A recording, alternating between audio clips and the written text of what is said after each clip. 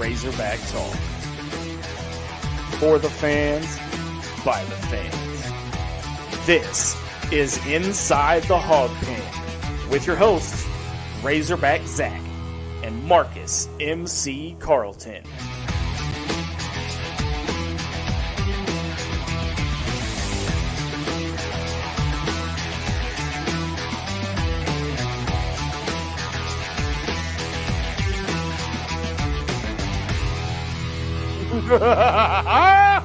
What is up, everybody? Welcome to Inside the Hawg Pen special 2-hour edition.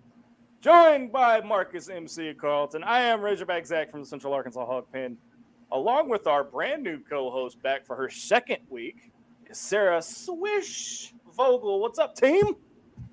What up? So before we get things started, we got to let everybody know, MC, you're our tech guru. Why don't you let them know? Well, so apparently Facebook and StreamYard. StreamYard is the host service that we use to do the show every week.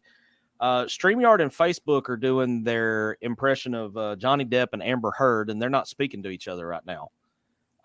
So if you want to watch, you can go to our Facebook page, and we've put a link on there for the YouTube version of tonight's show. And I'm going to show you right here. So you can see this is on Inside the Hawg Pen's Facebook page on our post that we make every week about the show tonight. So you can see that we've put the link in there and we've got it to where you can comment. So if you still want to comment on Facebook, go ahead and comment on Facebook and then we'll pull it up like this so everybody can see your comment. Now, if you have a YouTube account, and you have a personalized YouTube account, meaning you can log into YouTube, then you can comment in the chat like normal, just like you normally would. So, yeah, Stephen G's talking about it already. He's like, so will there be more than just me in the YouTube chat? Very possible tonight. Very possible that we'll see a lot of YouTube traffic in the chat tonight. If not, we got a workaround set up here, and, the show goes on, so we figured out a way to put a Band-Aid on it and make it work for tonight. But hopefully before next week, we can get YouTube not YouTube, but Facebook and StreamYard in some, sit down negotiations to where they can actually speak to each other again. With that being said, welcome to the show, everybody. Sara, how are you doing? I'm here. She's here. Aren't we all? That is like perfect for the bye week. We're all just kind of here. Right? We're just here. Hey, leave us a review. Whether I say whether you're watching us on Facebook, but you're not, so that's fine. But hey, subscribe to our YouTube channel since you're here, because we've got a lot of special things coming up. Of course, the Man Cave shows has officially relaunched. We're back. But MC, you and I have something in the works for a different select group of fans coming up this basketball season. We're going to test it here soon. But it's our version of the Manning cast during the non-conference schedule of Arkansas basketball. So it is going to be a live reaction. I get to finally see how many blood vessels MC will blow in his forehead during live in-game reaction of Arkansas non-conference basketball. So that's going to be fun. Sara, we didn't include you, but we figured you'd be at the home games. Most of them, we're just. My question is when I go to the Woman Cave show. I mean, I'm open. Be the trendsetter, I'm open for that if you want to. I'm almost terrified, but I'm okay. I don't know. I'm scared, MC. I'm scared. Well, after it might be educational for me, because after what I learned from some of our off-the-air conversations this past week, it might be very educational for me to sit down and watch the Woman Cave show.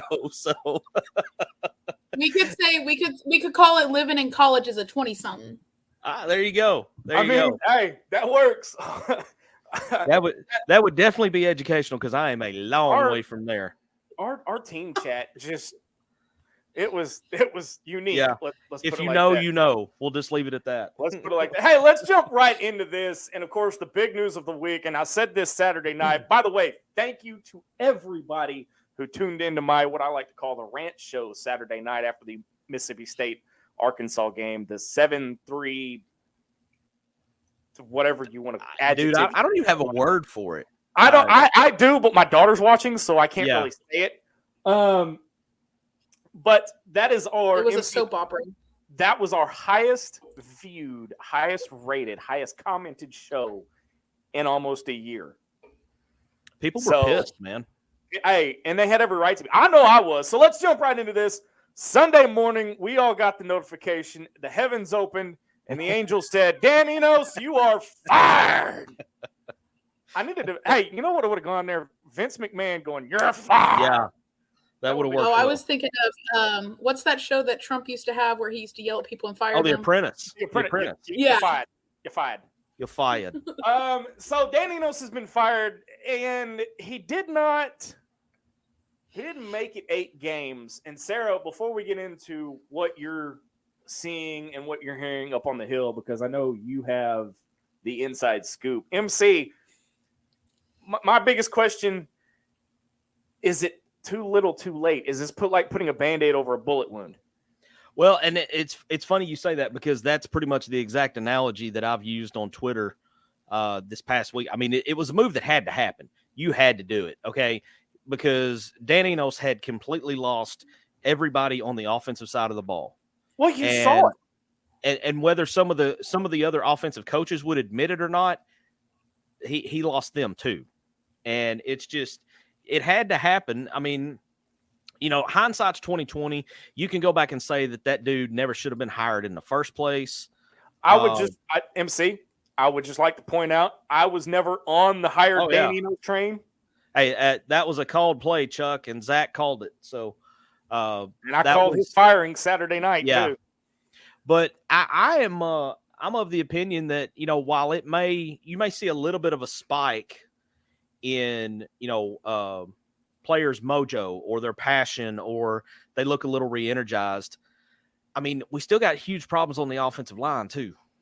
Well, and I wanted to get to that in just a second, but I wanted to get the mood of, I guess, the football team, Sarah, up there on the Hill.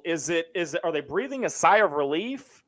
Is there a new air around the team? I mean, what are you hearing? What are you seeing? From what I've heard, I know everybody's a lot more excited now. I think especially with having this as a bye week, they now get 2 weeks to kind of get back together. But I think KJ's ready to be KJ again and play his style, whereas I feel like he's been forced into a box the last few weeks with play calling. And everybody wants to say, why didn't he just call his own plays? But that's not how it works. Anyway, I have my thoughts about that too, by the way. I mean, he can't call his own plays in the middle of the game. No one else will know what's going on, you know? So, while I get it, I think he's excited to be back kind of, I don't want to say it because I hated him as an OC, but back into like a Briles style kind of offense versus this pro style that no one was prepared for, obviously. Well, and while Briles had his shortcomings, that he did run a style of offense that catered specifically to KJ's strengths. And yes, and just like you said, you know, KJ was kind of forced into a role where he was not set up to succeed. He was set up to fail because he was being asked to do things that are not exactly his strongest skills. And that's not a knock on KJ. It's just, you know, everybody's got something that they do better than they do something else. And KJ's game is that quick hit, you know, don't have to look through 4 progressions. You've got a hot read, and then you've got your safety valve, and then that's it. You know, that's more of his game. That's more of what we've seen from him in the past. And the quicker he can get rid of the ball, you know, the less chance he has of getting smoked on every single play. Well, and that was one thing that I saw too, is that he's taking a whole lot more time and he's staring down receivers. It did not look like the offense or even KJ that we've seen. And Sarah, you made a good point a minute ago that what would be wrong with KJ calling his own plays from the field? I mean, yeah, I get it. It doesn't work that way. However, what if now go with me on this one. What if Kenny G, you know, called a play off of his saxophone. Just kidding. I had to throw that out there. What if Kenny G calls a play, but then tells KJ, if you see something different from the defense, audible out of it with, X, Y, or Z? Then the offense is prepared for that. For me, it's, I played college basketball. And so it's like me telling you, run a box in 2. You have no clue what I'm talking about. Like, you would have no clue. And so I feel like some of those offensive line, wide receivers, whatever, would literally look at KJ and be like, what the hell did you just call? We didn't practice this. Whereas Coach G might prepare them for that, and they've practiced that. If that makes sense. MC, refresh my memory. Kenny G was starting quarterback for Ohio State under Urban Meyer. Yes. What style of offense did he run? That was what, 10, 11, somewhere in there? It wasn't 10 because Urban wasn't there in 10. That was still sweater vest dude. That was still Tressel. I think it was around 13 or 14, somewhere around in there when Urban Meyer got there. I mean, he didn't run the Tim Tebow offense that Urban had at Florida. It was more of it was a little bit, if I'm remembering correctly, which my memory may or may not be right, but it was a little bit of RPO. It's kind of a hybrid between an RPO and a pro set, because he did have some dropbacks, but even though he wasn't a true dropback style passer. Well, but at the same time, I mean, you've got 4 games to turn it around. You've got 2 weeks to get KJ out of whatever funk he's been in with Anus into, getting him back to the way it was supposed to be. Now, that being said, the other big question, what happens now? Yeah, I mean, I think it's a wild card. I mean, I think there's, I would feel a lot better about this next upcoming game if it was a home game rather than going to not just on the road, but you're going to the Swamp, a place that Arkansas has never won, a place that is always tough to play no matter how terrible Florida is. And Florida's not great. I think they're, from what we've seen to this point, I think they're a little better than we are. But that's just an added layer of difficulty because you're bringing this new offensive set. I say new. It's basically a simplified version of the playbook. That's what Coach Pittman was saying. That's what KJ said on his interview with Phil Elson and Matt Jones on halftime. He said it's just they were going to simplify everything and try to make it a lot easier and do more of what they were doing in practice. What I don't understand is we've had several people come out and say that the offense that was being seen in practice was not what was being run on Saturdays. I was just fixing to ask. Yeah. Trey Biddy was one of the big guys that said, he was one of the media members, and I think Mike Irwin kind of agreed with him on this, is that what they were, what was being done in practice was not carrying over. And even Pittman himself said when he was talking about rolling the pocket to get KJ, rolling the protection to get him out of the pocket, it's like, yeah, we worked on that in practice, but it didn't show up on Saturday. Okay, well, my question is, you're the boss hog, man. Why are you not getting on the headset saying, hey, what the hell?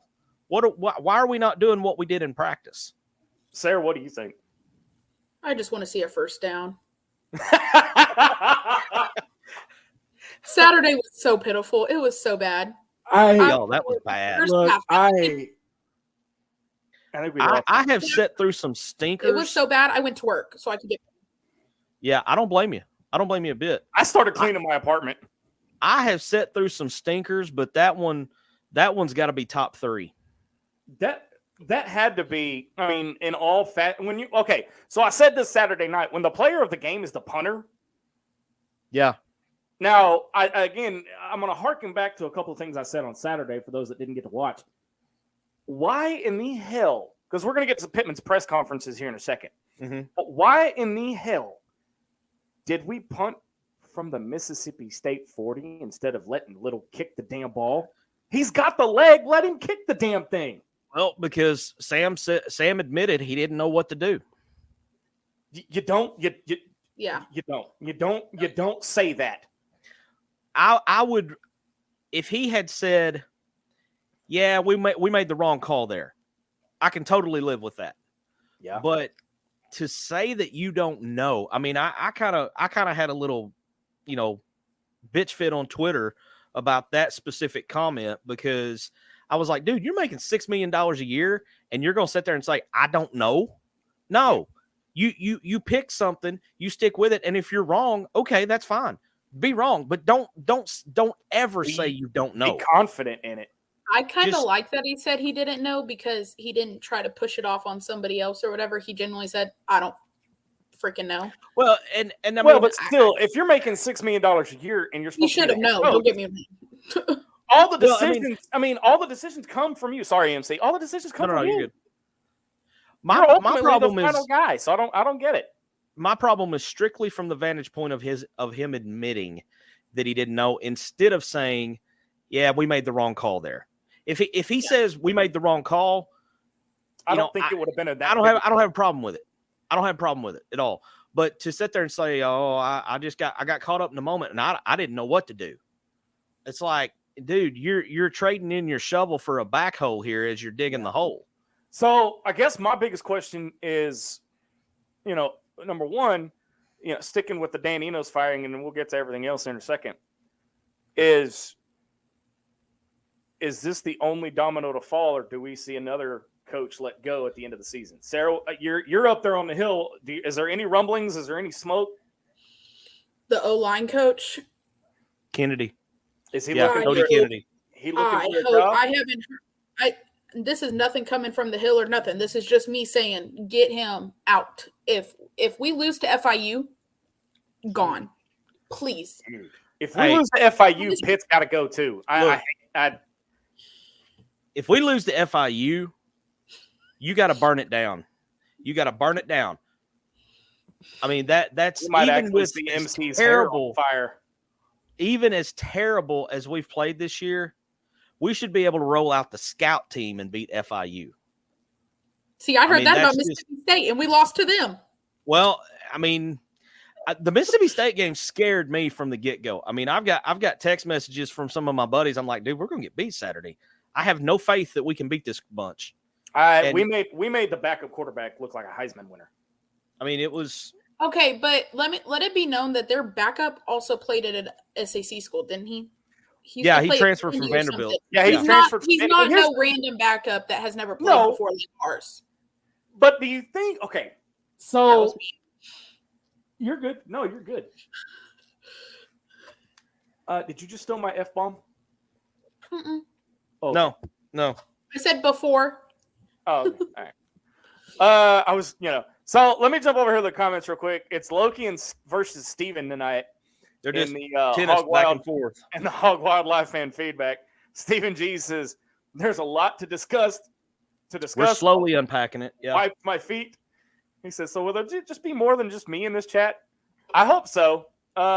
Is there more staff changes coming? I think so. With an offensive coordinator, you're gonna have to. I hope this isn't a Reggie Herring type situation where you coach the bowl game and it was just a complete flop. But if Kenny G does well, Kenny Guyton could probably be. You could throw his name in the hat for offensive coordinator. Stephen G says, surprised Zach didn't have a thank the heavens Enos is gone video. Saturday night's show was that. Yeah, that was. I hate that I had to miss that, but I had family obligations, and but I missed a good one. Loki is currently creating ideas for Sara's new show. It says get Katie and Sara together and let them have a show. Katie being my other half, by the way. It looks like everybody's finding their way over from Facebook. If you're just joining us, welcome to our YouTube exclusive.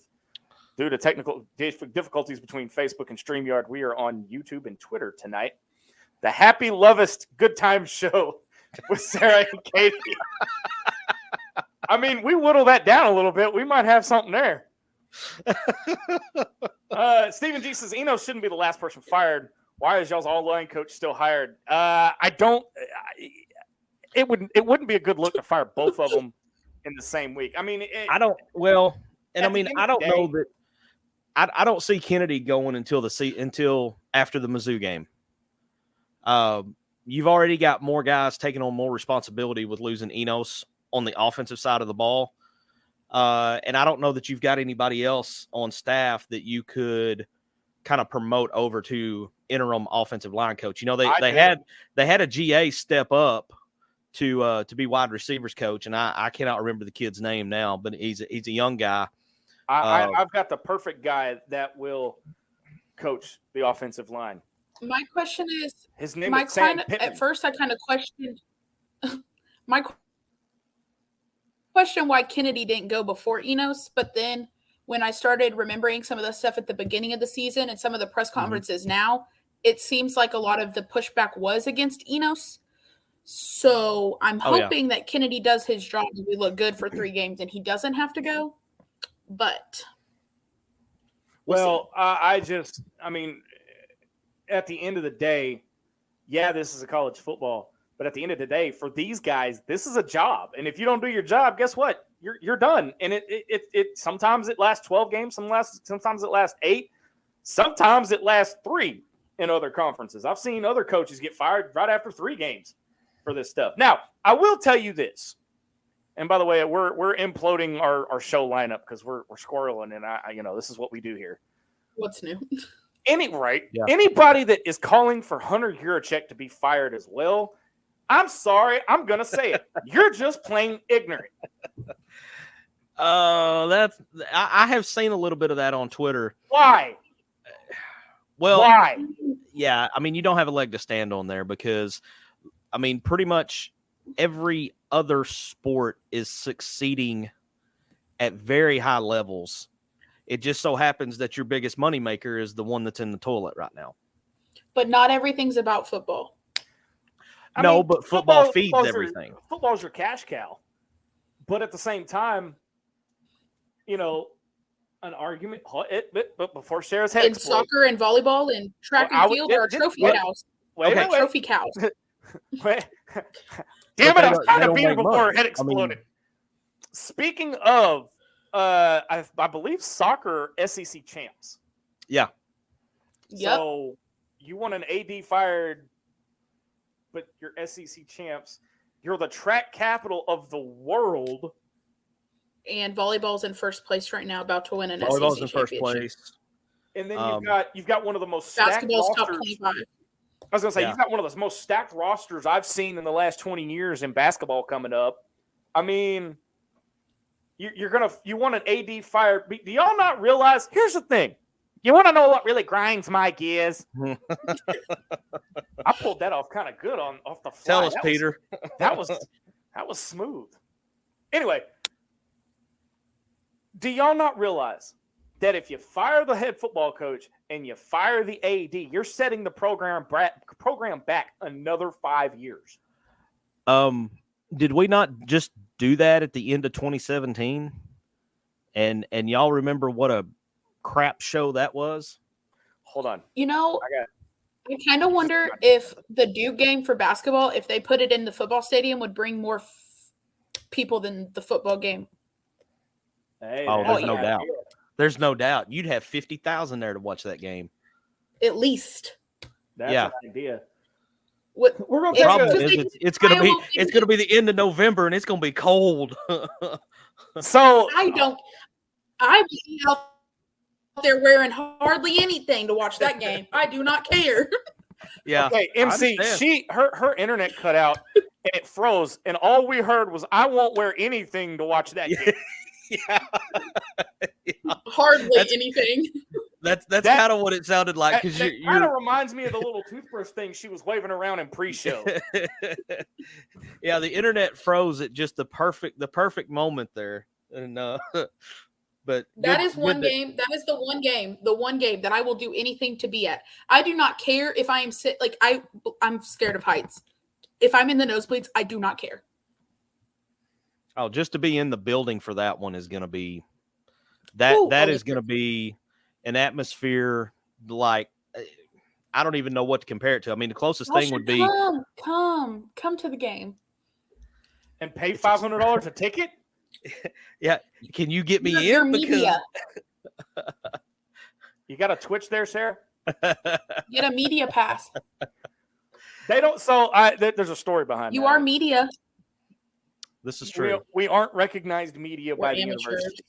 Yeah, Exactly. We're amateurs. Yeah, we're amateurs. Speaking of 2017, I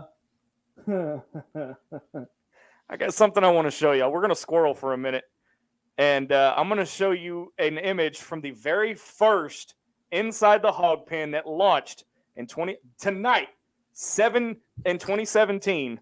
This was the very first show I ever did. Woo! That is a still from the very first show. Calm down, ladies. Yeah, Calm Why down. do you look like you're in a college dorm room? Essentially, that is what this one-bedroom apartment was. You look like It was about the size. It was about the size of a broom closet, basically. But that and then is you've that got is the flag hanging to cover Yeah, the mold in and- the wall. No, there's a hole in the wall behind that flag, actually. So that's why that flag was there. But I wanted to show that because it is our anniversary show tonight. MC is approaching 2 years in March, I do believe. February 8th. February 8th. Because my first show was the night that Auburn- Arkansas upset Auburn. So Stephen G says your hat is wrong in that picture. You are correct. That was the early days. And Loki, our social media manager, put a video, the first full official video of the first episode of Inside the Hawg Pen on YouTube. So after this show, go back and watch the very first one, and we've come a long way from there. But more on that towards the end of the show. That'll be my final thought. Let's go back over to the Hog Wildlife fan feedback. D-Mad from the Man Cave says, y'all don't know what y'all are talking about. I can tell it by the way you're wearing your hats. Hey, by the way, if y'all didn't watch the show Saturday night, we had a dude on there. Dylan and I were rocking and rolling, going back and forth. The fans were great. And then there's always one. And he told me that I was the worst fan, and I was I was 57. He said, "You're like 57, your hat backwards." Yeah. And apparently, because I wear my hat backwards, I'm the reason our football team sucks. I'm the reason our fan base is the worst fan base in the world. So I wear it with pride. So MC and I, Sarah doesn't have a hat. I'm standing in unity with Zach tonight by wearing a hat and wearing it backwards. I mean, I genuinely do not own a hat in this apartment. I looked. But when your hair is this gorgeous, I mean, I'm not balding, so I don't need a hat. Yeah. Well, luckily for me, the balding is in the back of my head and not in the front. So, you know, that's for MC. Hey, the bad thing is, Zach, if you look 57, I'm afraid to ask this dude how old he thinks I am. So on the text line, I'm getting a text from Mama Linda, by the way. So I think Mama Linda and our number one fan, Casey, is watching tonight. She says, what about KJ? Does he stay or transfer? So here's the thing. I did not know. I thought this was KJ's last year. Yep, got one more. There are rumblings, and I'm going to let Sarah take off with this because she looks like she's ready to rock. There are rumblings that he could go to TCU or even Kiffin at Ole Miss. Could he be convinced to stay if we make a home run hire at offensive coordinator? His mama going to give him two options: stay or NFL. That's what his mama going to tell him. I want to shake his mama's hand. There you go. His mama cracks me up, but I genuinely don't think she would let him leave to go to another school. I think it's NFL or stay. Huh. Personally, which, I mean, I could be totally off base with that, and he could end up going back to Bryles. Their love relationship can continue. Well, but Bryles didn't do too hot over the weekend either. He only scored 3 points. Yeah, they had a rough weekend as well. So we're going to take a quick break. On the other side of the break, we're going to continue our football conversation. Plus, Sarah and MC's School of Hawg Hoops is coming up. You're not going to want to miss that, getting you all set for the charity game, the charity exhibition game with Purdue, 3 o'clock Saturday inside of Bud Walton. You're watching and listening to Inside the Hawg Pen on the Sideline Radio Network. Back right after this.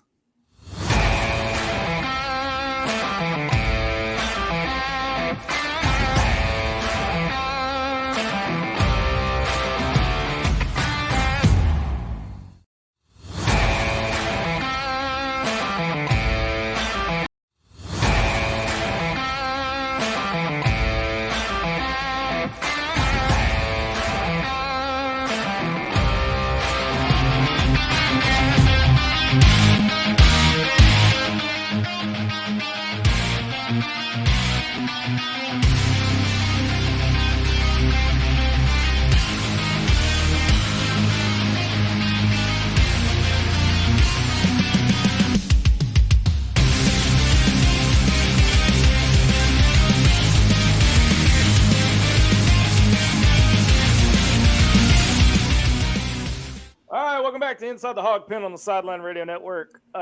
Due to technical difficulties, we are not on Facebook tonight. We are just on YouTube and Twitter, so we thank everybody for joining us who can make it over here to YouTube. I got to talk about this for a minute. Of course, we've got other squirrels we can throw stones at.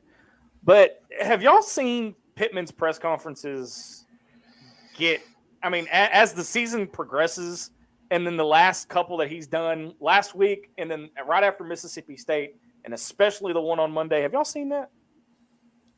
Yes, I have. So I have to ask, and Sarah, you said this in pre-show, that you like how honest Sam Pittman is in these press conferences. But again, like MC and I were talking about earlier, if you're making $6-7 million a year and you come out publicly and say, I don't know, that's kind of a bad look, don't you think? Being too honest? I'm 50-50 on it. So a lot of the stuff he's saying, I'm glad he's saying it and actually taking like ownership of it, not like, because he easily could have said, oh, Dan Enos didn't call it. And he's getting fired, so oh well. But he genuinely said, I don't know. And then he genuinely said, like, his offense wasn't fitting with who we have. Like, it makes me feel a little bit better because, we're getting answers from him versus knee management answers that That's I can't fair. stand. Yeah. I hate half donkey answers. Like you can say half-ass answers. Trust me, my daughter is watching because here it is. There's her comment. She's talking about half donkey. I like it. She has heard much worse from her father. Trust me. So, but that's genuinely what it was. Like a lot of press conferences are half-ass answers, but his are true, vulnerable. Like, hey, we're trying to fix it, kind of answers. At the same time, though, here lately, a lot of people have said that he's gearing more towards coaches talk, kind of how we heard from Chad Moore. Not to that extent, but it's to kind of cover up, Eric Jernigan says, all right, I'm over wallowing in self-pity about the football team. Dumping Enos was the right call, although I'm pretty sure it's too late for the season. Yes, because it was see, I've heard since before the season started about how the running backs and KJ hated what Enos was doing, and it wasn't working. And I've heard it every week since. Yeah. Well, to me, you could just kind of tell. I mean, we've all seen the still frame of KJ walking off the field, rolling his eyes. We've all seen that. Okay, so did he really roll his eyes, or was that just a poorly timed photo? He rolled up. Yes. We'll just say yes.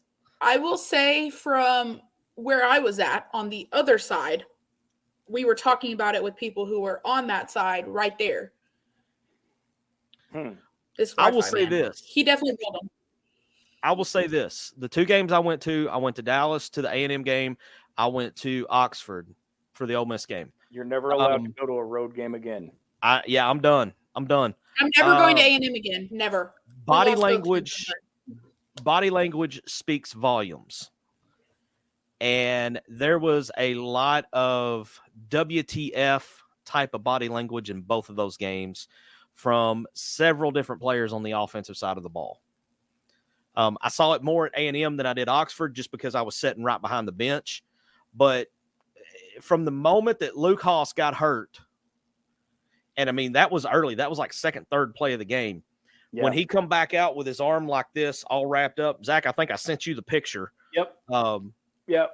From that moment, when people started seeing him on the sidelines, you could just see a collective shoulders drop and heads kind of go down a little bit. And it just seemed to get worse and worse. You said you noticed it at A&M. Mm-hmm. Yes. Because that was when I noticed it the game before. What was that? Yeah, where did we play at? BYU? No, that was BYU. You're right. Yeah. BYU? I noticed it at BYU. I said he looks out of it at the end of the game. After they kept calling the false starts in a row on the same guy. Speaking of which, she has found her way from Facebook to YouTube. We've got royalty. Hey, there we are. Casey Sutton is in the house. For those that don't know, and I will say this until I'm blue in the face, she has kicked Cancer's ass twice. So she has rightfully earned the title of ass kicker and number one fan. She says, "Hey guys, how do you think Kenny G will do, and who should we look at for a replacement?" We touched on this before the break. MC, go ahead and take this one. I mean, well, first off, how do I think he will look? He can't look any worse. I mean, there's nowhere to go but up. I think you will see a bit of a spike in, I said this in the previous segment. You'll see a bit of a spike in the players' mojo and their on-field, attitude, I guess. You'll see a little bit of that. But what I want to see is how are these guys going to react the first time that there is a 3rd and 4 and we can't convert it and we have to come off the field? Are they are they still going to be behind him, or are they going to slide back into that old habit that's going to be hard to break of, well, crap, here we go again. As far as a replacement, I mean, golly, I wouldn't even know where to begin. I think you got to take into consideration what happens the rest of the season. If Guyton comes in and let's say by some, Jesus walking on water type miracle, they get to 6-6 and the offense is looking more like it has, last year and the year before. I think you got to give Guyton some consideration there, but I mean, I think it just all depends on, and another thing too, let's say they don't get to 6-6. Let's say they finish at 3-9 or 4-8. You may have to promote from within just simply because nobody outside the program is going to come in for what they feel like would be a 1-year lame duck situation. Sarah, what do you think? But Sam Pittman's got tons of calls already. Well, Chloe, wait. Chloe, cover your ears. Bullshit. Along that line, when I heard Sam say that, I immediately picked up my phone and texted my buddy Rob Mason, and I'm like, you better be one of these dudes that's called Pittman. Here's a name that nobody's thought of, and I get it. His first stint in the college ranks wasn't that great. But no, you're not going here. Are you okay? All right, lay it on me. What about former Pulaski Academy head coach Kevin Kelly? God, I knew it. I mean, do you know how bad Arkansas football is? Do you know? It can't. Arkansas State high school football. I'm not talking about University of Arkansas football. Right. Compared to other states, I don't want a high school coach out of Arkansas. I mean, you can't do any worse. There was, at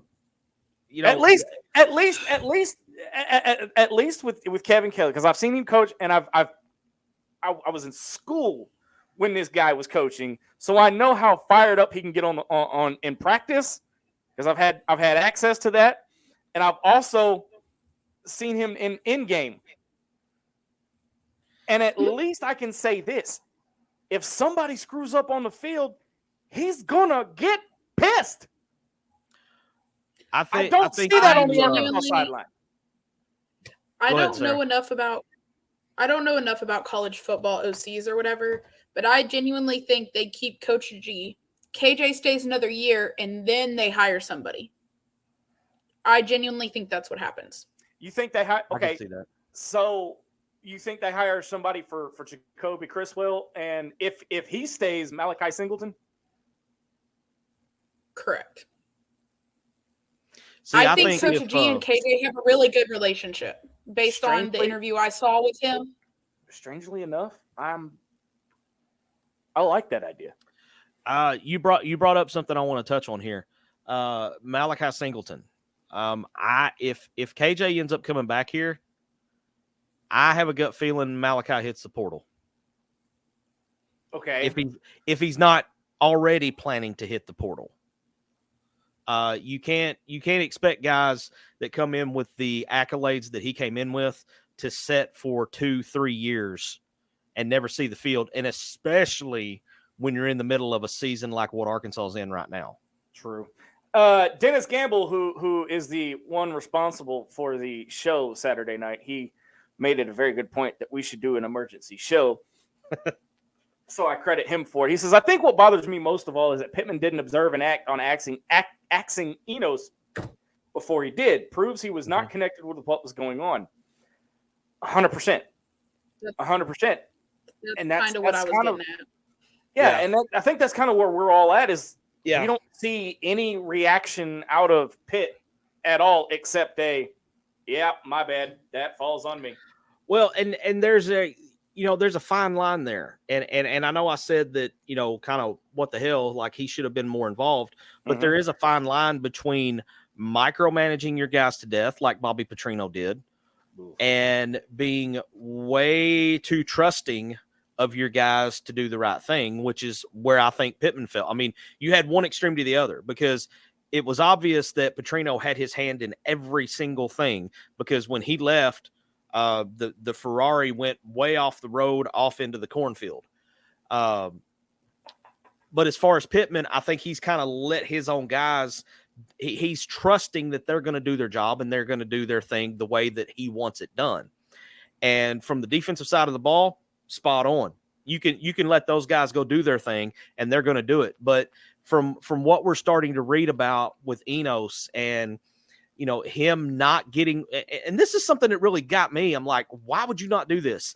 But apparently he never got with KJ to say, all right, what do you like to run? What's comfortable to you? What do you not like to do? To me, that should have been the first thing he did when he was hired, knowing that KJ was, because, let's go back to preseason. KJ was number 1 or number 2 expected to be best in the conference quarterback. He was him and Daniels from LSU. Yeah, him and Rocket were deemed the best running quarterback duo. The best combo, the best running back quarterback combo in the conference. Now, and they both have just their play has been destroyed. And of course, Sarah's fixing to jump on this because I know she knows probably where I'm about to go. What are the chances that Rocket magically gets healed, like Benny Hinn's touching him or something, and he just magically comes back? The bodies hit the floor. Question not is, drowning pool, Benny Hinn. so about Rocket, just a pet peeve of mine as a college student who attends her classes sometimes. Are we sure about that? Anyway, he literally had an event at Walmart but didn't show up, and Cam Little went to a Derek McFadden instead. Yeah. And he was in Dallas working on his knee. Why is this kid not going to class? Like, you're openly saying your kids don't go to class. They did the same thing with Nick Smith Jr. He was in California. Why aren't they going to class? Were they okay? So I'm only asking this because I want to throw the other side of the ball at you. My wife is a small college instructor. She has multimodal classes to where some kids come face to face, others do online, or they do a Zoom. Maybe can you dumb that down for those of us that were C students? What multimodal? Yeah, so you have an option. Multimedia is a better word. That's a better word. That's a better word. But you can come face to face, or you can treat it like an online class, or you can do a hybrid to where you watch a Zoom link.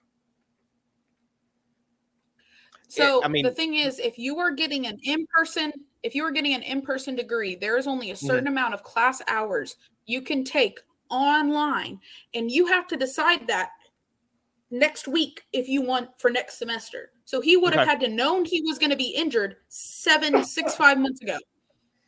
Or he might have just, and it may be different for athletes. They may have, or he's an athlete and he's getting a hall pass. I still stick to my, which drives me nuts. And shout out to Adam Hall, Matt Hart over at Hog HQ. They did a fantastic show. MC is going to be on in 2 weeks. I was on last Sunday and I asked Matt about that injury, and I asked it. He said and Matt's an insider, so he knows more than I do. He said Rocket is legitimately hurt.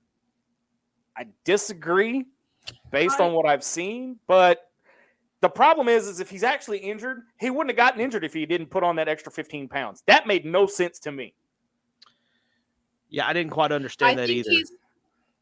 I think he's actually hurt and is healing pretty much.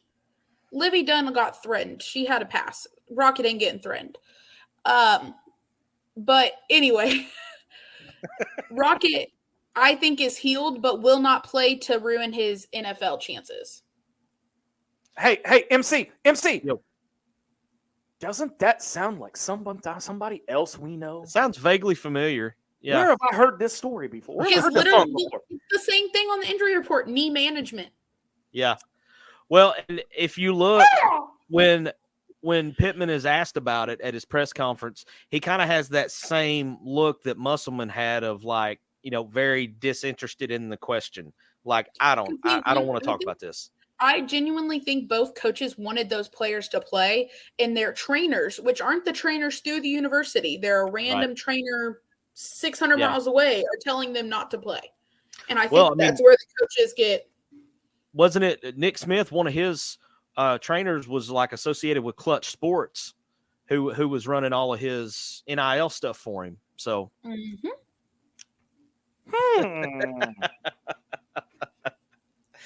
Yeah, Zach's making me eat a little crow on that one, so we'll just move on from there because I don't like eating crow. I just wish the university would hide the fact that they're not here because it makes all of us other students think, why do they get a pass and we don't? Because I genuinely have migraines and told my teacher I had a migraine and still had to show up for a test. But Rocket's in Dallas and can do what he wants. Nick Smith was in LA doing what he wants.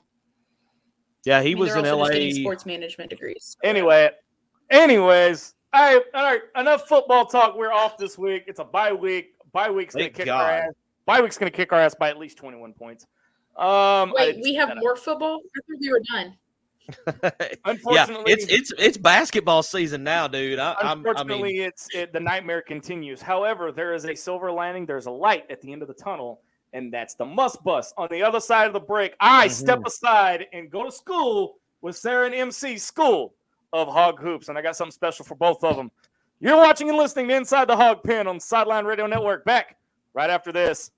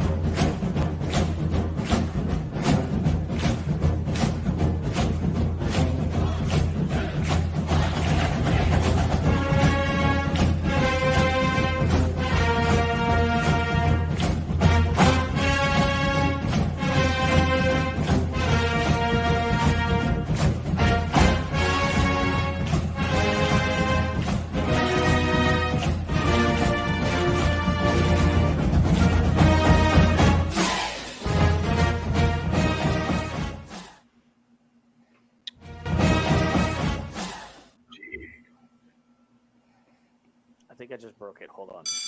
There we go. All right, welcome back to Inside the Hawg Pen on the Sideline Radio Network. Too many buttons at one time, and StreamYard couldn't keep up. Kind of like how them and Facebook right now. Welcome back to Inside the Hawg Pen on the Sideline Radio Network. Razorback Zach, Marcus MC Carlton, along with Sara Swish Vogel at the bottom of your screen. All right. So we had UT Tyler inside of Bud Walton last week and completely demolished them. I think they only had 12 points in the first half. And now you have one of the biggest, the first biggest test for this Arkansas basketball team coming up this Saturday. It's a charity event. I don't know, Sara, you can probably tell us more in just a second. Against number 3 Purdue. And take your screenshots, send it to your folks, send it to your friends, bottom of your screen. Purdue, Arkansas, SEC Network Plus.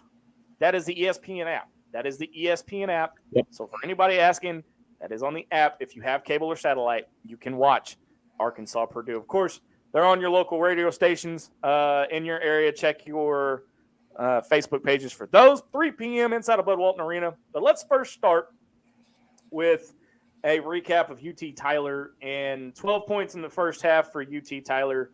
I think it was like 42-12 at the first half. Sarah, you saw the red-white game. Now we're transitioning into playing other schools. Do you still stick by some of your statements from the red-white game? Yes, very much so. But also fire Muss. We didn't score 100 points. Jesus. Cut, print, check the gate. Moving on. But no, it was really good. UT Tyler, I got to sit right on the floor. It was great. Not going to get to sit there the rest of the year, you know. But we got to see Khalif Battle back in action, so that was nice because he was hurt during the red-white game. He kind of, in the first half, but showed out in the second. Graham was out for that game and is possibly out for Saturday. He's having back spasm issues. Yeah, I've had back spasms before. Those things, it knocks me on my ass. So believe me, though, that's legit. If he's having back spasms, you don't want to mess with those. Yeah, I think that's still what's going on. I don't know if that's like, I just heard. I didn't watch the presser. Right. I just heard from somebody that's what was going on. I didn't mean that to knock it down. I just think that's what's going on. Brazil is back jumping over people in exhibition games. Homie needs to chill before season. How does he look? How does he look coming off of his ACL injury? He literally jumped over somebody on Saturday. Literally during a game, jumped over somebody, landed, and jumped right back up and dunked it on him. That's what I was going to ask. That's what I was going to ask. He jumped over the dude, but did he get back up? Yeah. Literally jumped over him, landed, and went back up and dunked it on him. Nice. Yeah, it was pretty. What did we call him last year before he got hurt, MC?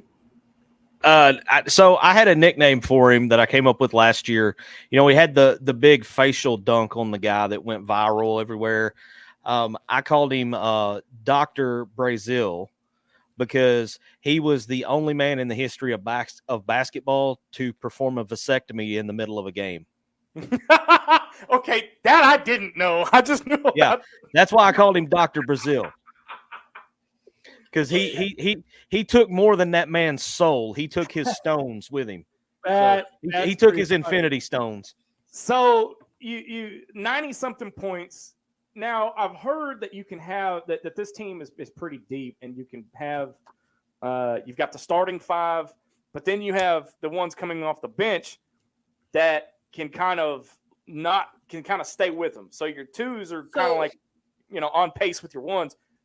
My question though,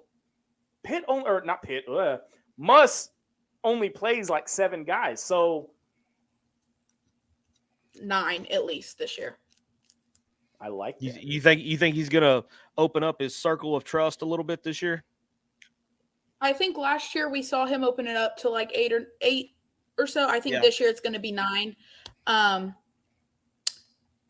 genuinely can't tell you who the starting 5 are right now. I'll straight up tell y'all that Pinion will not play. I'm tired of hearing about it. So people, what is your hatred for Pinion? He's not. He's just not as good as the rest of the lineup. He's going to be the same thing he was last year, a throw in for a minute into halftime kind of thing. It's not going to be a lot of minutes for him. He's just not up to par as the other guys are. Wasn't he highly touted? Wasn't he a highly touted recruit coming out of high school? So he played in Arkansas. He and Darian Ford both were. Where's Darian Ford now? Darian Ford's at what, A-State? He's over here with me at Arkansas State. So he's not an SEC caliber, or is he just not getting the playbook that Muss has got? Arkansas basketball is not up to par with any of the other states. A 4 or 5 star in Arkansas is a 3 star at best anywhere else. Like anywhere, any other state, you're a 3 star at best. I was a 4 star and was horrible. Genuinely, a 4 star here is a good D2, small D1 player.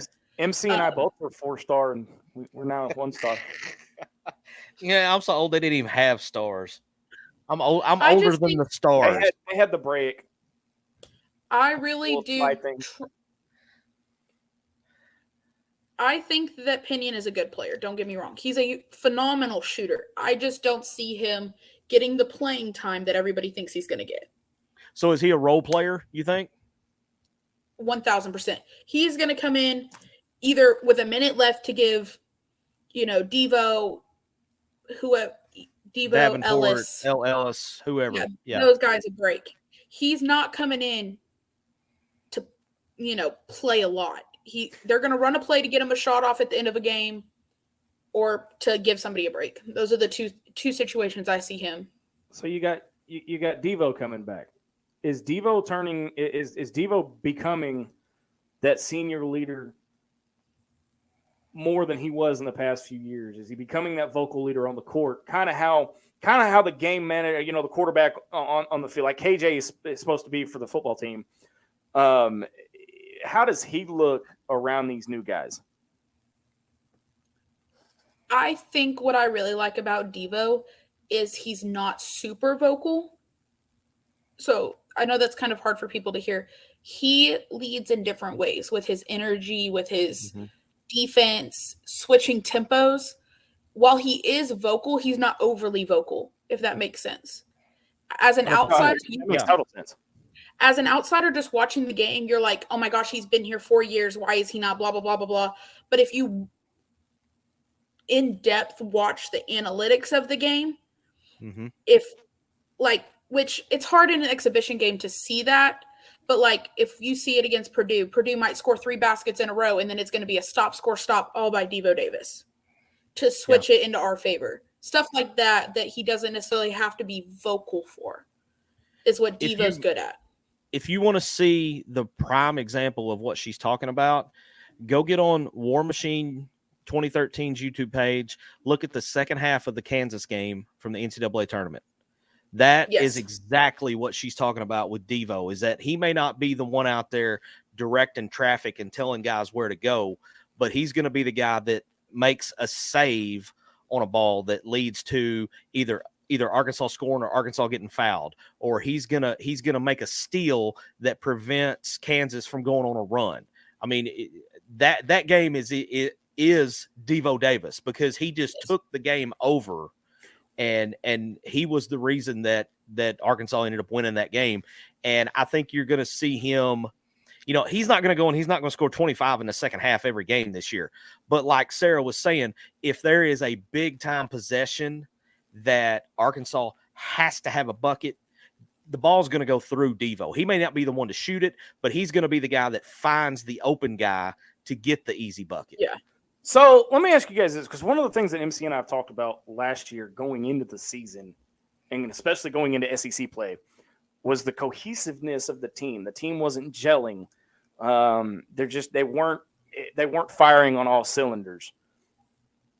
How do they look? I've heard a lot of people say that this team is pretty gelled now versus where the team sat last year. I think it's hard to tell now because there's so many lineups being played right now. Must kind of let them do whatever against UT Tyler. There's lineups I promise you will never see again, except maybe against Alcorn State or whoever we play on the 6th. Like Pinion in the starting lineup? But a lot of them in the starting lineup, I was like, whoa. Yeah, Chandler Lawson, that one surprised me too. He actually played really well. I was actually very unsurprised by Bay Fall. He scored. Yeah. He went over? We had almost 100 points and this man didn't score. I was just not. I don't know. I think he's a little, but he's very fresh. He's unlike the other guys. He's never played a college game. MC, it looks like Chris Faraci finally made it on YouTube. He says, "Finally, I hate YouTube. I had to hack my kid's account." So we're glad everybody. Yeah, we're gonna blame StreamYard on that one, because StreamYard and Facebook are not working well tonight. So yeah, we're glad everybody's trying to find their way over to our YouTube channel. Hey, while you're here, subscribe so you get notifications when we go live again, because we're gonna do some special things on YouTube that only a select handful of people will be a part of. It's our version of the Manning Cast. MC and I are going to be giving live in-game reactions on a special edition of MC School of Hawg Hoops. We would have Sara. Why can't we do an away game? Nothing says we can't. I mean, I didn't say we could. It all hinges on how that first one goes. If the delay is bad, we can't do it, folks. That's the thing. If the first one goes as smoothly as a Dan Enos ran offense, then we're probably just going to do it once. But we're going to give it a try. We got to get the whole delay thing worked out. We can't be out here looking like the love child of Dan Enos and Joe Craddock. So I hate you. You were in my head. I was just fixing to say that. Oh my, verbatim, I was fixing to say that. Son of a. But Biscuit. now, so my thing, I got to do this because I was able to watch a little bit of the bootleg stream on Friday night. Shout out Pinto, ES Pinto. Well done, sir.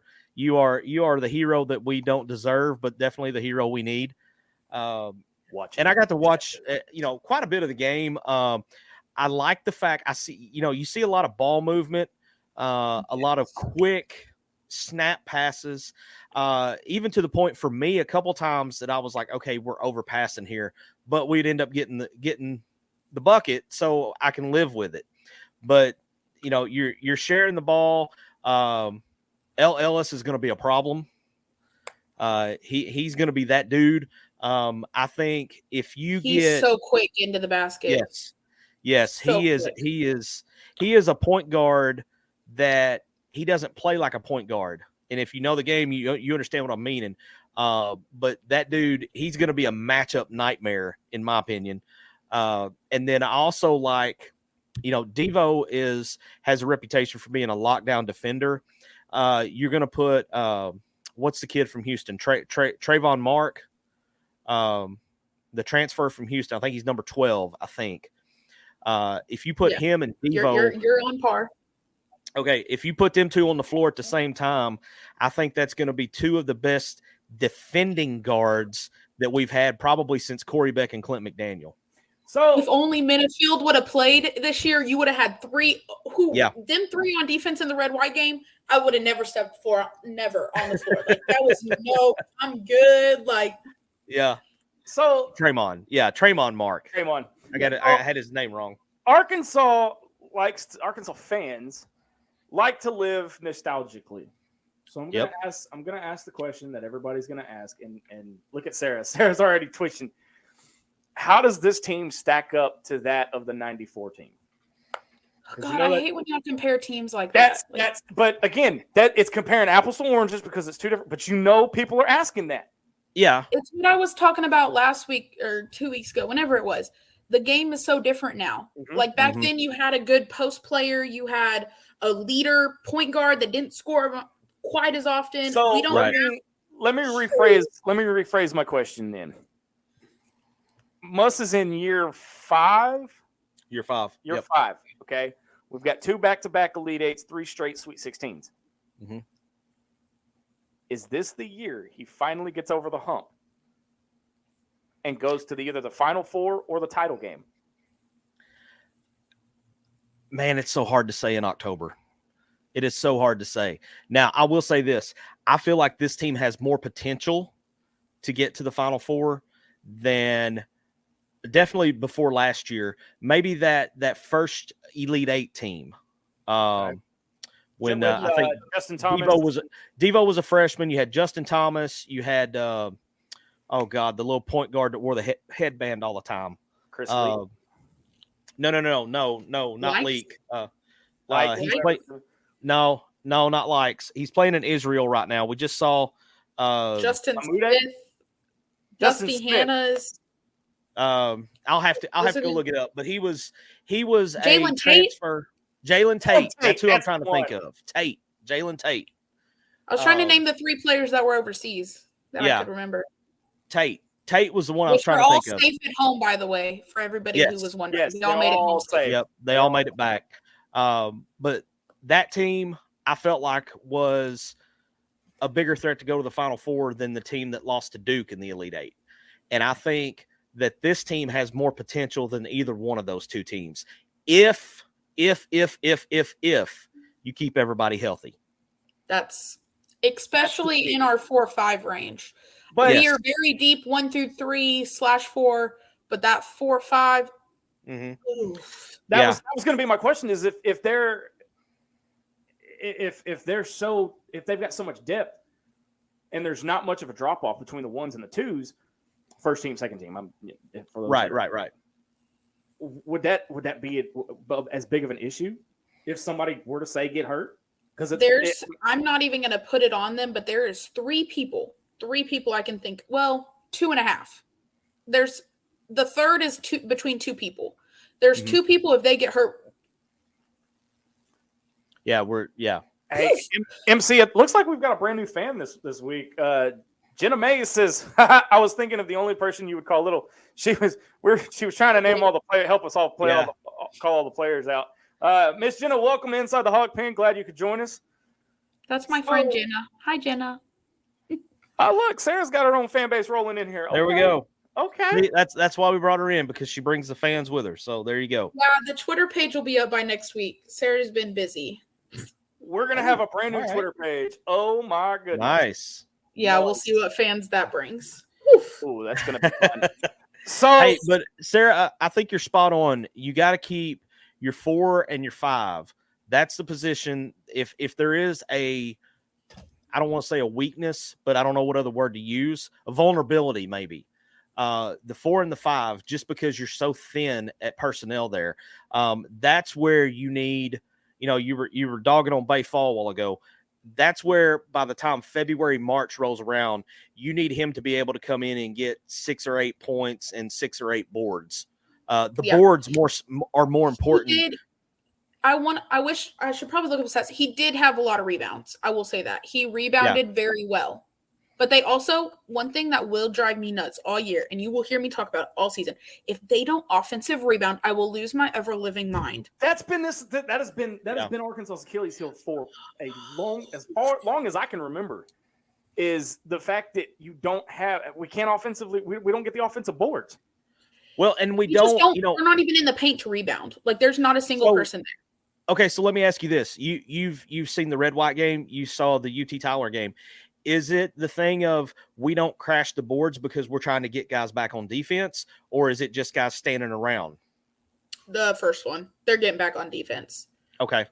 The thing is, I played high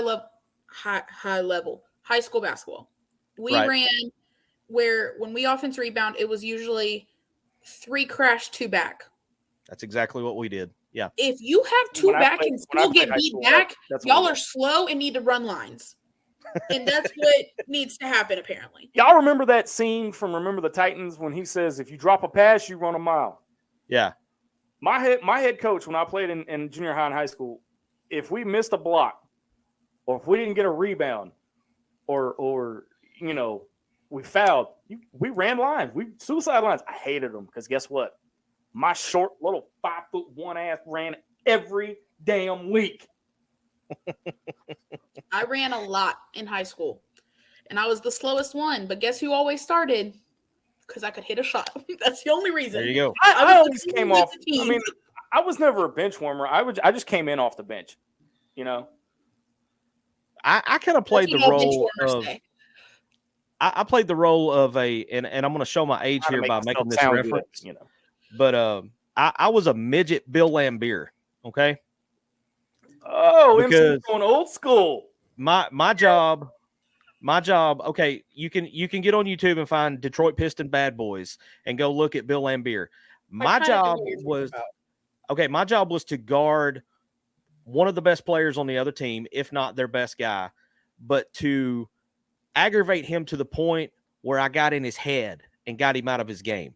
Okay, that was my role, to try to get him to get so pissed off at me that either he swung on me or he fouled out every time I got the ball.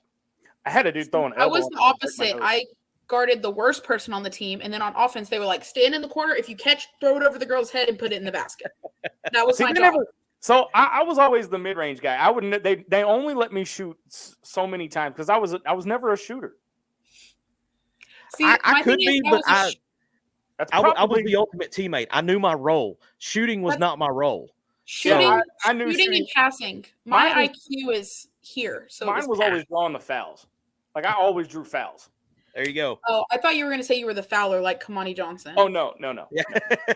No. So okay. So let me ask you guys this, because we've got some big non-conference games before we even hit conference play. Duke. I'm gonna say this, and this is not a knock on any of those guys, because I met all three of them, and they are some of the nicest dudes you'll ever meet. But the problem that I saw from an average fan last year was there was too much me ball. There was too much me ball and not enough we ball. Am I wrong in saying that? Or You're because not it almost wrong. we had so many guys trying to get to the draft that were trying to be one and dones. Nobody wanted to stand out, and I say that lightly. I don't nobody. Okay, but you're saying 3. There was only really two players like that, because there's one that I thought didn't do that too much. I'm no, thinking you're about right. Walsh. But I love Jordan Walsh. Walsh. yeah, you got Walsh, Black, and the other one. Walsh, Yeah. in my opinion, Walsh needed a little bit more of that in him, because we didn't see Jordan Walsh to his full potential. We saw more of what Jordan Walsh was capable of in the summer league playing for Boston. That was more of, honestly, what I expected to see from him in the Razorback uniform. But, he was a teammate. He understood his role. He did what he had to do in certain situations. But there were times I felt like he could have been more aggressive. I feel that. I think this year, though, there's one person I'm worried about. And as much as I love the way he plays, because that man's got a strap on him and he knows how to get it in the hole, Davenport. I was waiting for Zach to lose it. That's what my tweet said. So are you afraid that he's going to try to take over maybe when he doesn't need to?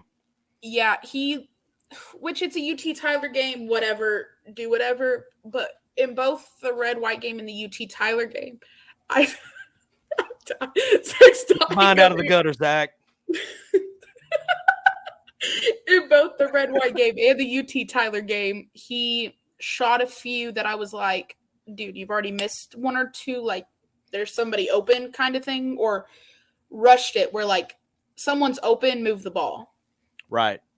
So but if he's going to do that, I would rather him do it early. That's what I was about to say. It's very early, so I don't want to say he's going to be like that, but that's the one that stands out to me. The other one would probably be Battle, but he was hitting them in the second half, so I can't really blame him. Right. Well, and you know this because you played, and when you hit 2 or 3 in a row and you start getting that feeling that the rim looks like it's, this big around, and you feel like you're not going to miss anything. I mean, but shooters shoot. That's what shooters do. That's what exactly shooters do. Davenport is going to shoot it. If he's open, he's going to shoot it. Him and Pinion. And I think they both have. Stop reading the comments. I'm trying not to read the comments because I do have a question that actually makes sense, but I've got to get past all the. He got to get his composure back. All right. See, I think Zach could be rattled on the free throw line in clutch time. Actually, I wasn't. I was from most of it. I was an 80% shooter for the most part. Okay, all right. From the cherry stripe. Okay, so one of the biggest gripes I had the last few years was when we get down a lot, we start jacking up threes. Is that it's one of my biggest complaints. Do we have more inside guys that can actually drive to the basket rather than perimeter shooters? Or do you have a nice balance of both? Ellis, Mark, and Davenport both looked really good getting to the hole. Yeah. Okay. Like I said. But they both it was the desperation threes that irked me the most out of last year's teams. Not saying they were bad, but I've seen it over. I even saw it out of Mike Anderson's team. I think for me, they shot a lot of threes in the UT Tyler game.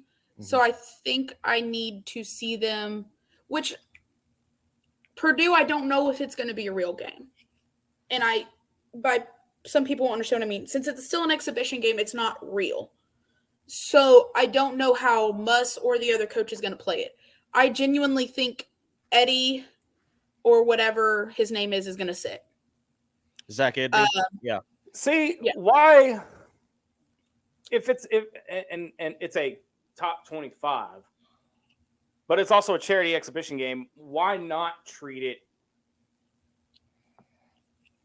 I say that. Why not treat it Because like we treated all the preseason games last year like real games, and Brazil ended up on the bench. Fair enough. Well, yeah. That's genuinely my answer. And I mean, the season doesn't start till next Saturday, correct? The 6th. 2 weeks. November 6th. It's on a Monday night. Is the first actual game. So that I plan to be there. So nice. If y'all see me, come say hi. I don't know where I'll be, but theoretically, this is like the last game to kind of tweak everything and get everything where it needs to be. But you can use some of the non-cons, some of them, not all of them, but some of them. I genuinely think this game, I would include Alcorn State in testing out stuff still.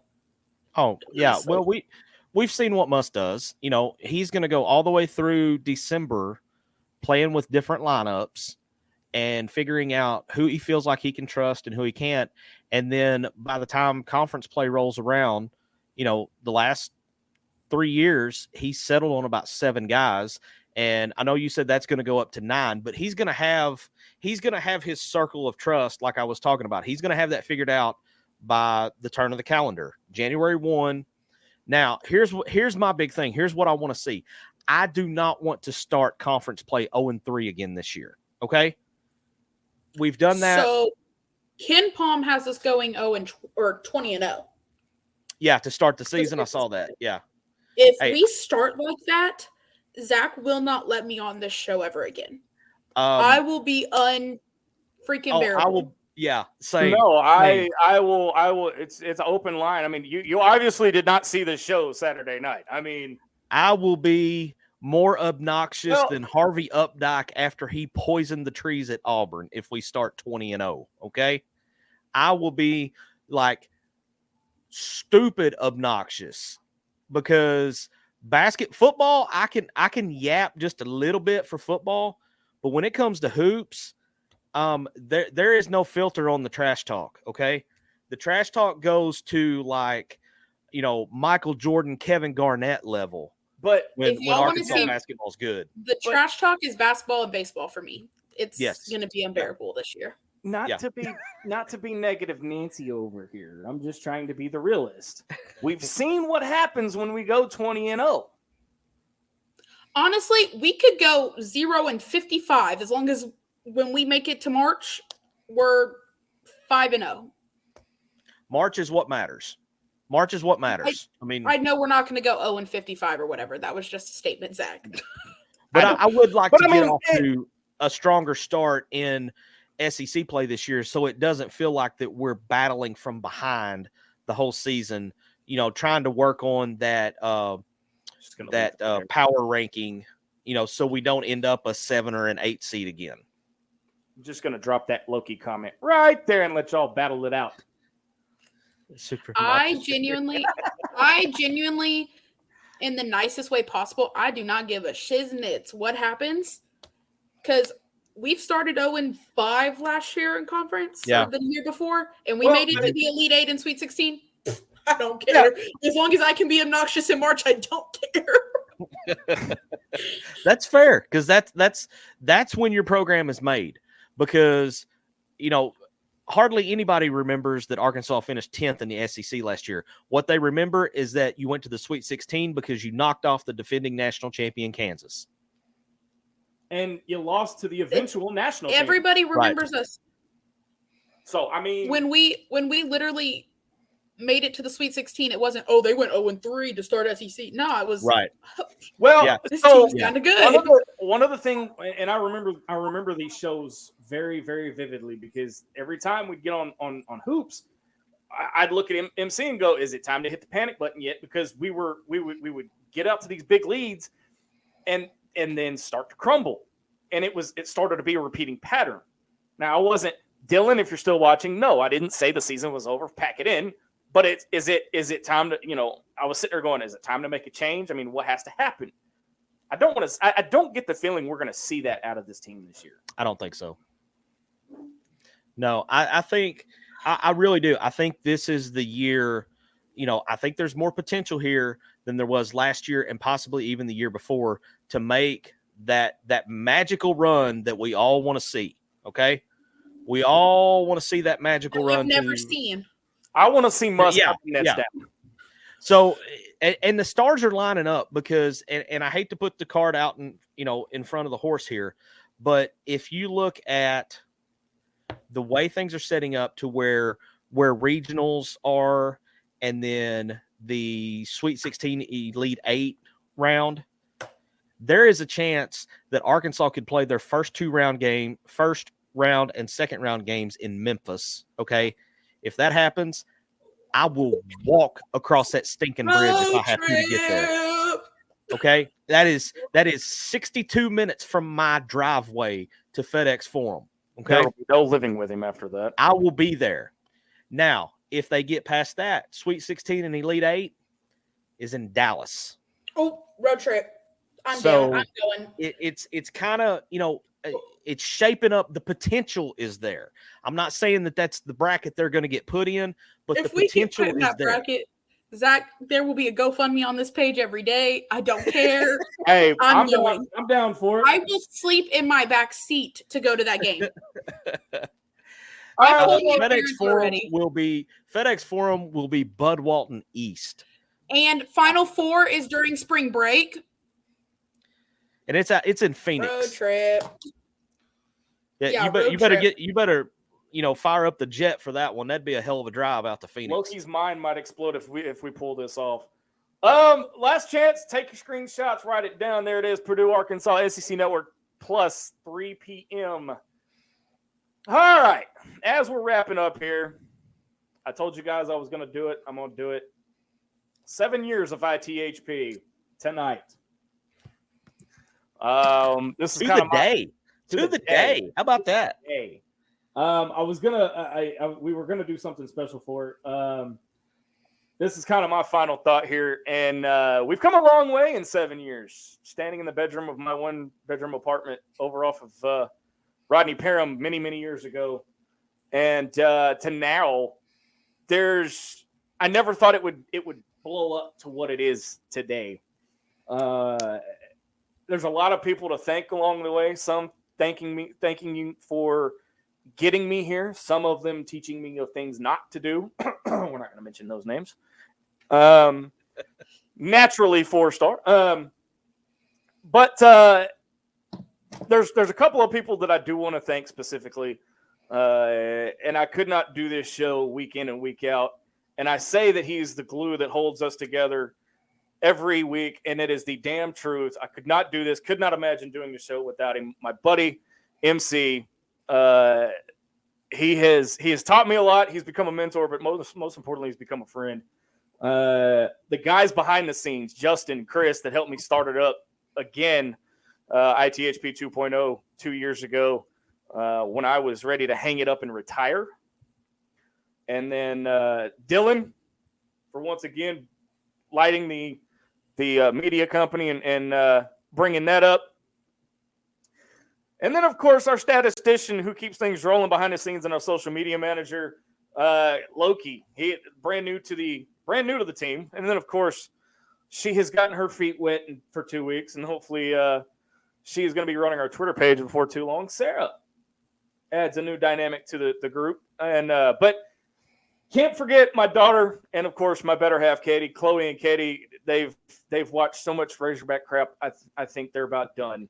Thank you, too, for putting up with me and allowing me to be Razorback Zach. But here's to 7 years, and here's to many more. I'm going to keep doing this. I made MC a promise, and I will make this publicly. I will continue to do this as long as you guys keep showing up and keep tolerating me, and I will keep doing this until it is no longer fun. So you have my word on that. But yes, it is 7 years to the day. And if you want to see the original episode of Inside the Hawg Pen, the very first one in its entirety, Loki has put that up on our YouTube page. That's awesome. Any more final thoughts before we get out of here tonight? I will just say thank you for letting me come on board this wild train. This has been a lot of fun for me. This is kind of my escape to, just kind of talk about anything Razorback related or other stuff as it pops up. And you best buckle up, son, because Sarah will back me up on this. Basketball is about to be a hell of a lot of fun. Facts. Sarah, what about you? Any final thoughts before we get out of here tonight? I was going to tell you that you met Jenna at Rick's party when you had to dial a certain number for Frank. Oh, yeah. Okay. All right. Yeah. But yeah, thank you for having me on here. Hopefully I watch what I say and hold during the show. There is going to be ITHP After Dark. We have another show in the works. It's called tentatively it's called ITHP Uncensored, where anything and everything goes. So I'm in discussions with that and just for y'all for basketball season. But I got one more comment that we need to look at. Loki's telling me from our text line that I need to look at this comment. Chris says, my son on the hill is a lifelong baseball guy. Should have played JUCO ball, but he wanted to come to Fayetteville. I bet he would love to come on the show to discuss baseball. Sarah, that might be a good one for you come baseball season to have Chris Faraci's son on there. Especially if he's up here watching games. We could go live from the Hawg Pen, the real Hawg Pen. Oh, there you go. So it'd be inside the Hawg Pen, inside the Hawg Pen. I like it. That's where the idea came from. There you go. That's why it's called Inside the Hawg Pen. We set up in the Hawg Pen every weekend. I mean, I sleep on the sidewalk sometimes. So. Hey, don't tempt me with a good time. I shoot. Baseball games, man. You should be coming up this weekend. I'm telling you, this weekend's going to be a party. Like it. Right? So nothing like baseball at Baum except for maybe basketball inside Bud Walton. Right? And when they're winning. No, you have – if we make it to Super Regionals and it's in Fayetteville, y'all got to come. Because that is a party. What do you think? That is a party. I was at a Super Regional game a few years ago, and it was there are no words to describe it. It's a time. Loki says, as we're wrapping up here, Loki says, I think we just went the whole show without an F-bomb. I watched my language today because you said something about it last time I was on here, and I actually had to go back because I did not think I said it. Like I had to go back. We don't think we say it either, and then we hear it and we're like, oh, I just said it. See, this is what scares me about that live reaction show of watching basketball. That's going to be fun as all get out. That's what scares me because I tend to say things during basketball games that I don't even realize I've said. Yeah, maybe I will volunteer for that one. And well, okay. I am looking for a job right now, so let's not put me on that one's only going to be a select few. There's a way on YouTube that you can do it, and only a select few would do that. So I mean, I think it would be okay, MC. Yeah, if we keep that to some of the non-cons that are not supposed to be the close games, I think we'll be okay. No, I think y'all need to do it for Duke. No way. Y'all might get banned. Y'all might get banned. I would have to set multiple cameras up here because I do not sit still in games like that. I'm up, I'm moving around. If I'm on this side of the room and we can't score, I'm moving to the other side of the room. I mean, so we need a wide lens. We need a wide lens. Definitely need a wide lens. So, yes. Sarah, the night I brought MC onto the show the very first time when we upset Auburn, #1 Auburn in Bud Walton. So I think I set an apartment complex record for sound for noise complaints because I was running up through here, I was screaming outside, I was stomping. My downstairs neighbor thought there was a dead body that hit the floor. So you want to hear a funny story about that game? Yes. I've lived in Northwest Arkansas my entire life. I just turned 24 years old. You can do the math. I have never watched a full game in Bud Walton on the lower level until that game. Nice. So there's a pattern there, you say? We have not had a losing season since Sarah Vogel has been a student here and been to the games. There you go. Okay. You may have to start working on that doctorate. Us being here, but Okay. You may have to start working on that doctorate, Sarah. hey, Well- we're thinking about a master's, so There you go. There you go. All right, that's gonna do it for us. Next week, same hog time, same hog channel. We may have to do some finagling around basketball season, but that's all right. We're not going anywhere. We'll figure it out. For Marcus, MC, Carlton, and Sarah, Swish, Vogel, I am Razorback Zach. Thank you all for the last 7 years of joining us here on Inside the Hawg Pen, and tonight with all the technical difficulties. Until next time, so long, everybody. Yeah.